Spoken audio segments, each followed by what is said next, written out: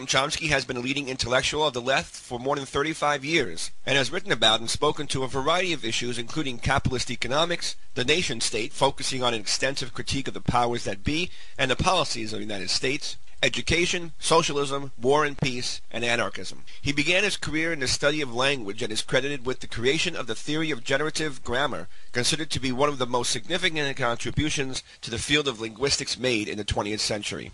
Recently, Professor Chomsky, author of over 30 books of science and of politics, has been the subject of an interview, along with Gilbert Ashkar, by New Jersey-based political scientist Stephen Shalom in the book titled Perilous Power, the Middle East and U.S. Foreign Policy. In this book, he discusses, among other things, the resurgence of religious fundamentalism in both the Middle East and within this country, and offers some perspective on what might be the cause or causes of the trend. Also, in a recent interview in The Humanist, the flagship magazine of the American Humanist Association, Professor Chomsky continues his analysis of religious fundamentalism, as well as talks about other issues at the core of the humanist worldview. Equal Time for Free Thought spoke to Professor Chomsky a few weeks ago on the substance of humanist thought, from naturalism and religious critique to the political and economic structures which must be in place in order for us to effect the social changes necessary toward creating a humanistic future world society. Here is part one of that discussion. First, let me say that Equal Time for Free Thought is very happy to have you join us today, Professor Chomsky.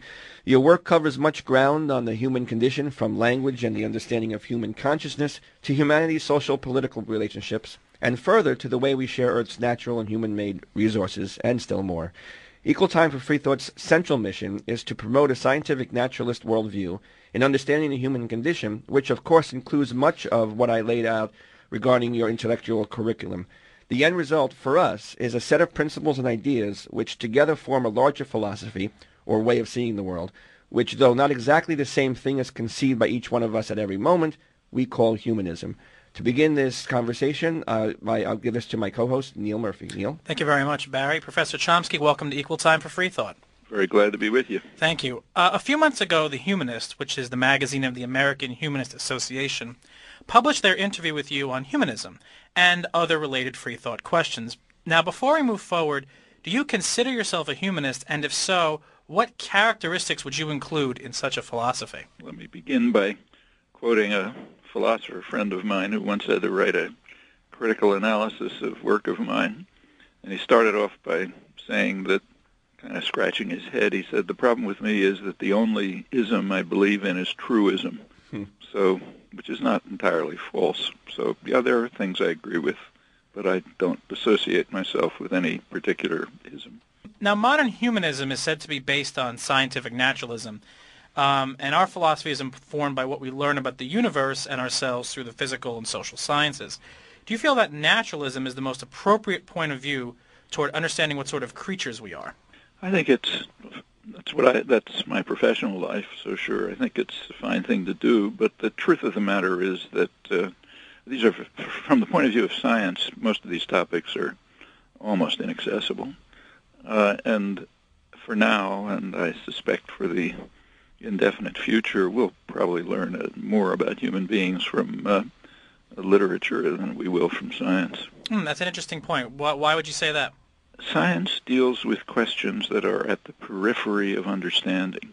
To try to understand the nature of insects is difficult enough. When you reach anything as complicated as humans, it becomes an extremely hard problem.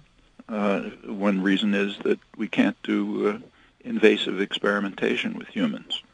So when you want to study, we happen to know a lot about the human visual system, for example. But the reason is because we permit ourselves, rightly or wrongly, to do invasive experimentation with cats and monkeys, and we have a more or less similar visual system. But humans are a very unusual creature, biologically isolated in many respects, and we don't really learn a lot about them from some, but not a lot, from the investigations we allow ourselves to conduct with other organisms. That's one impediment to understanding. Another is it's just very complicated. What is your view overall on supernaturalism? Now, for the moment, let's separate this from what we might call religion, which can mean several things like established churches and organized ideology. Do you think holding a supernatural worldview is healthy and beneficial for humanity? It's not for me. I don't see any point to it at all. On the other hand, I know that it means religious beliefs and other forms of supernaturalism happen to mean a lot to a lot of people. If I find someone who's, say, mourning the loss of a dead child and is comforted by the idea that they'll be reunited with the child in heaven, it's not my business to try to convince them that their belief is incorrect. In fact, in a way, I think they're lucky to be able to have such a belief. I don't have it, and I don't think in the long run it's healthy.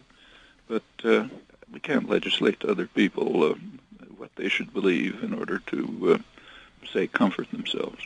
It almost sounds like you have a laissez-faire attitude towards religious belief. In other words, as long as one person's private morality doesn't interfere with someone else's, then you can sort of live and let live. Is that a fair assessment? Absolutely fair. Okay. What in general do you feel then about religion's role in human society, both historically and here in the 21st century? Overall, I think it's, in terms of its effect on policy, ranging from social policy to war, I think it's been mostly negative. In fact, often extremely negative. With regard to individuals, it varies. For a lot of people, it just means a lot, and always has. What do you attribute to that? Do you think there's something biological, like many people have argued that we're sort of hardwired for religion? Do you think that religion is sort of keeping in lockstep with evolutionary processes? Well, first of all, we know very little about the evolution of humans in any relevant respect. I mean, we know a lot about, the fossil record and so on. But when you get to human cognitive capacities or, and so, higher, what we call sometimes higher mental faculties, the evolutionary record is just extremely thin. We're a very recent product of evolution. Modern humans, from a cognitive perspective, cognitive behavioral perspective, only emerged within roughly the last 100,000 years, which is like a flick of an eye in evolutionary time. And we're all more or less identical. There's very little relevant genetic variation among humans, because there's been, we probably come from a small breeding group somewhere in East Africa, probably no later than, say, 50,000 years ago. There's no time for anything to have happened. We can, in a sense, it's like almost, in my view, virtually a tautology to say that a commitment to religious belief is the result of evolution, because we're the result of evolution. Just like my chin is, my toenails are. So are my higher mental faculties. But that just doesn't tell you very much.